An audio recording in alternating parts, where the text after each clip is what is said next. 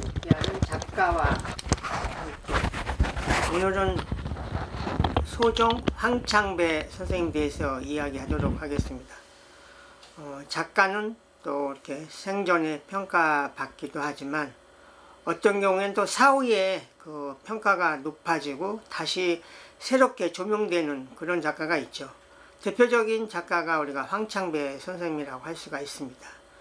우리 한국화가 침체다, 너무 전통에 빠져있다, 이런 80년대에 한국화의 어떤 파격적인 일탈, 어떻게 보면 또 실험정신으로 가지고 황창배 신도롬이라고까지 이렇게 불러일으켰던 소종 황창배 선생님에 대해서 이야기 나눠보도록 하죠. 우리 황창배 선생님 1947년 서울생으로 한참 활동을 해야 될 그런 나이, 연세 54세에 2001년에 타계를 했죠. 근데 그 황창배 선생님은 사후에 더 큰 평가를 받았습니다. 우리가 황창배 선생님을 뭐 한국화단의 테러리스트, 한국화단의 이단아, 이런 어떤 이제 별칭이 있는데요. 그거는 그만큼 이 보수적인 한국화에서 새로운 개척의 길을 걸었기 때문에 우리가 이제 그렇게 얘기를 하는데요. 그 황창배 선생님은 처음에 국전을 통해서 77년에 B31, 또 국전문화공보부 장관상, 78년에 27회 국전에서 B51이라는 어떤 비구상, 추상으로 대통령상을 받으면서 화단에 이렇게 부각되면서 등단을 했죠. 그래서 이런 자료를 통해서 한편 살펴보도록 하겠습니다. 여기 지금 밑에 흑백으로 보여주는 작품이 1978년 27회 국전에서 최고상이죠. 이 대통령상을 받았던 이런 작품입니다. 이렇게 작품생활을 시작을 했고요. 그 당시 썬데이 서울에 보면 연작 5년 만에 영광의 대통령상, 동양화 비구상으로는 국전 생긴 이래 처음에 정상에 오른 황창배, 이렇게 소개를 하고 있습니다. 국민학교 때부터 그림에 미쳐 문제아로 자수하는 어머니 영향받아 서예에도 능했다, 이렇게 소개가 되고 있습니다. 거의 본격적인 작품 활동은 어떤 이제 개인전을 통해서 발표가 됐는데요. 1987년도 선화랑에서 선미술상 수상 기념 전시를 열었는데요. 그 전시에 대한 추천사는 국립현대미술관 이경성 관장님이 썼고요. 그 선생님에 대한 작품 세계는 그 당시 우리 예술계에 큰 영향을 끼쳤던 미국의 메리랜드 교수의 예술철학 박사죠. 홍가희 선생이 보기 드문 독창성을 지닌 한국화가 황창배라고 일찍이 예술철학자 홍가희 선생님이 이렇게 알아보셨습니다. 그래서 전시의 서문인데 굉장히 장문을 쓰셨고요. 네, 아직은 어떤 전통적인 거가 좀 남아있지만 그래도 확실히 그 당시 다른 한국 화가들하고는 다른 어떤 법이 없다, 무법이다, 이런 식으로 그림을 시작을 본격적으로 했습니다. 그리고 91년에 그 동숭동에 있는 두손 갤러리하고 인사동에 있는 상문당에서 양쪽에서 크게 전시를 하면서 이런 이제 자료가 나왔는데요. 여기에 보면 닭을 그렸는데 꼬꼬댁을 한문으로 쓰고 있었죠. 그래서 정말 어떤 파격적인 이런 그림을 보여줬습니다. 우리가 지금으로 봤었을 때는 이 재료나 이런 것들이 한국화의 이런 거에서 완전히 벗어났던 거죠. 그래서 그 무렵에 월간미술 91년 7월호에 이렇게 표지화로도 이렇게 소개가 됐고요. 그만큼 주목을 받은 거죠. 그리고 그 당시 그 월간 미술의 이제 전시 하이라이트, 우리가 전시가 끝나면 그 평론가들이 쓰는 리뷰가 있죠.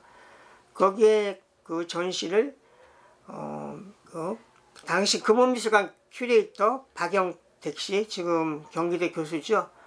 박영택 씨가 시각과 인식의 해방 이렇게 얘기하면서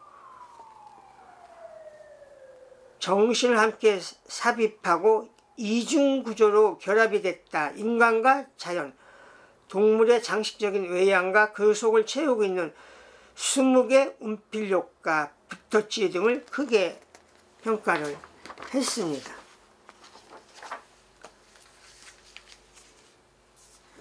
네, 96년도에 네, 그 예화랑에서 전시를 했는데요. 여기는 또 송미숙 선생님이 전시에 서문을 썼네요. 그래서 지금 오른쪽에 보면 어떤 끈을 가지고 형상을 만들기도 했고요. 하여튼 뭐 굉장히 한국화로서는 독창적인 이런 것 때문에 주목을 받았습니다. 그 당시에 이제 신문 보도를 보면 조선일보는 황창배 씨 신작 30여 점 선보여 대담한 붓질, 고고한 원시인의 경지 이렇게 소개를 하고 있고요. 국민일보는 한국화의 이단화, 부조 형식 선배, 황창배 씨 2년 만에 개인점. 그 부조라는 거는 평면에 어떤 두툼한 거를 넣어서 그러니까 약간 입체적인 효과를 주는 게 우리가 부조라고 하죠. 그래서 96년도에 이런 기사들. 그리고 97년도에 파리에 가나보브로라는 화랑이 있었었죠. 이때 프랑스 파리에서 전시를 했었을 때 이런 자료입니다.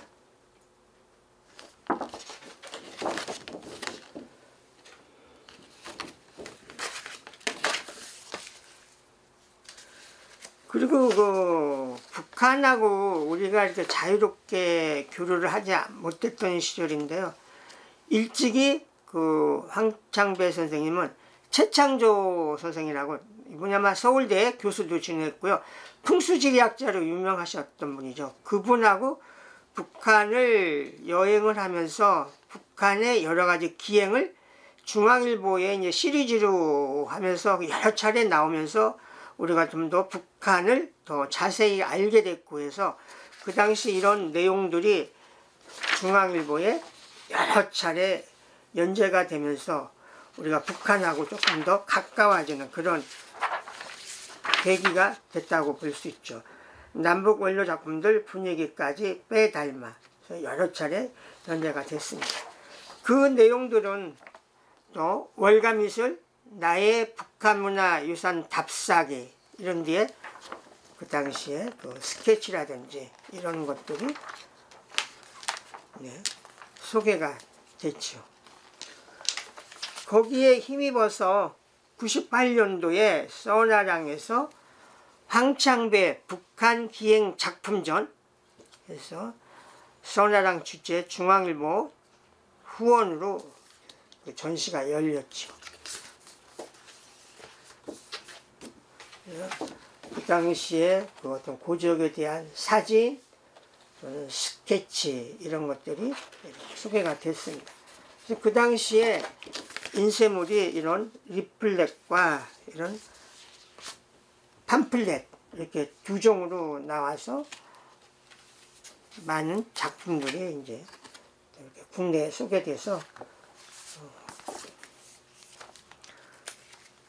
서울신문 보면은 그리운 북녘사나 화폭 가득 한국화가 황창배 씨 북한기행 작품전 단군릉 구월산 선주교 주민모습 생활사까지 대형 작품 40점을 선보였다 이렇게 얘기를 하고 있습니다. 이 당시에는 선생님이 작업실이 충북 괴산에 있었네요. 괴산에 이야기도 들려있고요. 같은 내용들이 뭐 이런 월간미술 화폭에 담아온 북녘 땅과 사람들, 황창배의 북한 기행 작품전, 이것이 97년도 중앙일보사와 통일문화연구소의 북한문화유산 조사단의 인원으로 남한 화가로서는 최초로 황창배 화백이 북한을 방문했었다. 그 내용들을 중앙일보에 연재하고 전시로 이어졌던 거죠. 네, 우리 황창배 선생님은 여러 대학교에 이렇게 또 교수 생활을 했었는데요. 그 내용을 좀 보면은 1975년에서 82년까지는 명지 실업전문대학교 교수로 있었습니다. 그리고 82년에서 84년에는 동덕여대 교수, 84년에서 86년에는 경희대학교 교수, 86년에서 91년까지는 이화여대 교수, 91년부터 2001년 타계할 때까지는 동덕여대 초빙 교수를 역임을 했습니다. 그래서 여러 대학교에서 그 제자들을 이렇게 양성하기도 했었죠. 안타깝게 그 황창배 선생님은 한참 활동을 해야 될 50대 중반 54세로 2001년 9월 6일 날 타계를 했습니다. 그 당시 월간미술은 일탈의 미학으로 남은 황창배의 예술세계에서 오강수 국립현대미술관 관장이 길게 이제 황창배 선생님에 대한 생애에 대한 거를 월간미술에 하면서 황창배의 또 삶과 예술에서 관련된 사진이라든지 아카이브, 또 어떤 게 보면 시대별 대표작을 정리해서 이렇게 황창배 선생님의 생애를 또 망라하게 됐죠. 그리고 2003년에 타계 2주기죠. 그때 조선일보는 황창배 유작전 무법의 신화, 파격과 혁신, 한국화 틀을 깬 발자취에서 그 전시가 동독 아트갤러리에서 대대적으로 2년에 열렸죠. 그 당시 중앙일보 황창배 해고전 2주기 맞아 유작 50여 점 전시 그리운 무법의 신화. 그 무법은 전에 말씀드렸던 것처럼 그림에는 어떤 법이 없다. 그래서 일탈, 타격으로 이어진 거죠.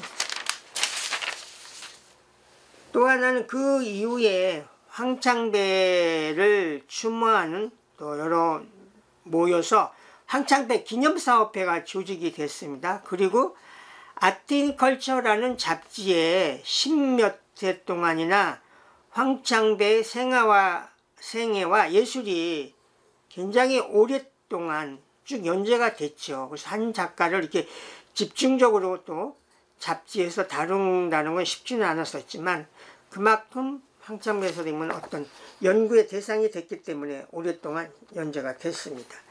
2013년에 시작을 했고요. 이게 2016년인데요. 여기에 보면 황창배 생애와 예술이 13번째 시리즈가 실려지고 있죠.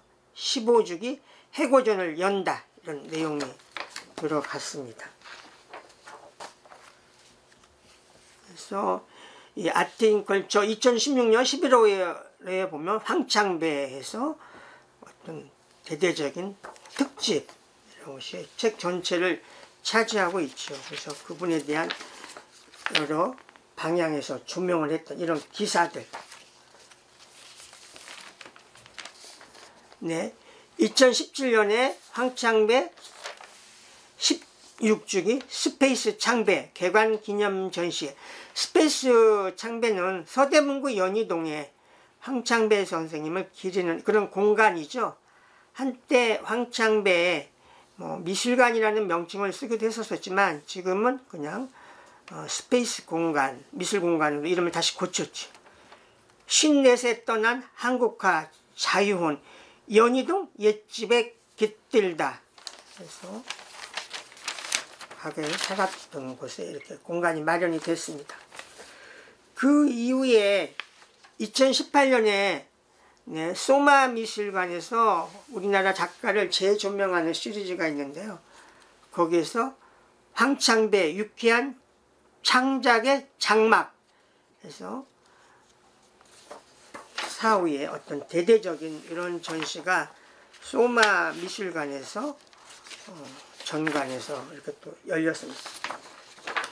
이어서 2019년에 또 저쪽에 겸재 정선미술관에서 개관 10주년 기념으로 황창배에 대한 또 특별 기획전이 1년 만에 열렸는데 온몸으로 관습의 틀 타파한 자유주의자 그래서 또 전시가 이어졌죠. 2019년에 그 황창배 미술관에서 전시를 하면서 황창배에 대한 전시 연계 세미나 별세로 만들어졌는데요. 여기에 보면은 그 송희경 이화여대 조용예술대학교 초빙 교수가 황창배가 창출한 서와 예 해서 이런 논문을 발표했고요. 또 이동국 예술의 전당 서예박물관 수석 큐레이터가 현대미술에 있어서 스트록 피렉 언어의 진화 문제를 중심으로 해서 또 황창배 선생님에 대한 본격적인 논문을 발표를 했었습니다.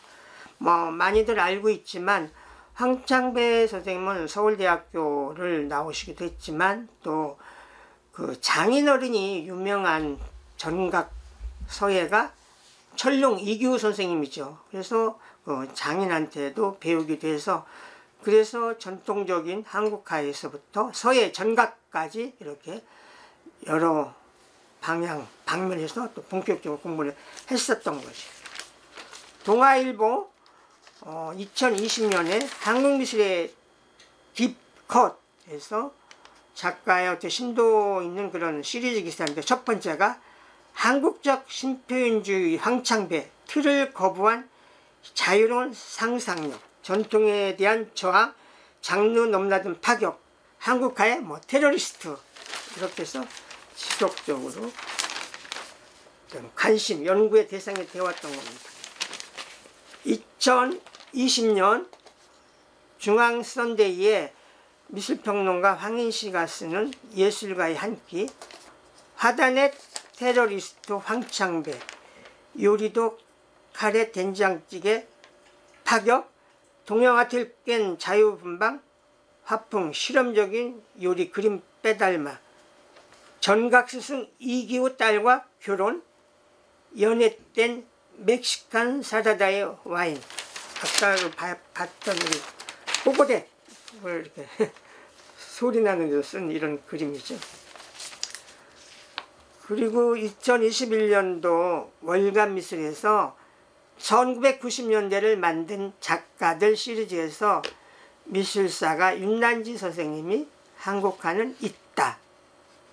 황창배의 해체에서 황창배 선생님에 대한 또 이런 연구 이런 것들이 실려졌습니다.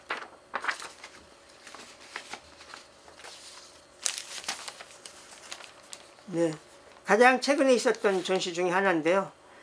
평창동 김정용 미술관에서 고 황창배 작가 초대전 주제를 접변으로 했었죠. 삐뚤삐뚤 글씨처럼 자유로운 화풍 동서양 경계 허문 파격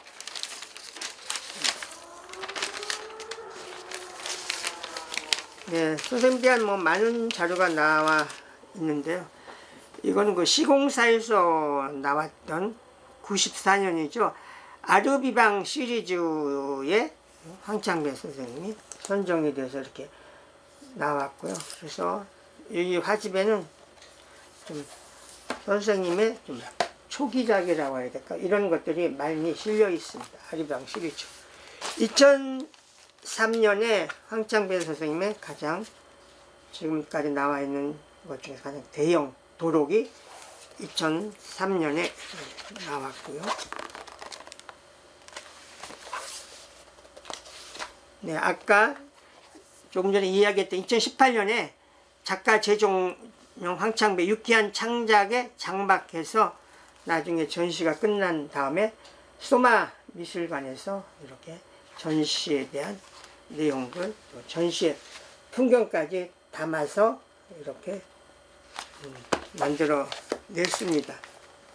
우리 또 황창배 선생님을 이야기해서 빼놓을 수 없는 것은 저희가 2017년에 20세기 한국화의 역사 전시를 열었었는데요. 이 당시에 그 미술평론가, 미술사가 24명에게 설문조사를 해서 그 설문 조항이 첫 번째 20세기 한국화 전시 중 가장 영향력이 있었던 전시가 뭐냐 이런 질문을 했었고요. 두 번째는 20세기 한국화 작가 중 대표 작가는 누구인가.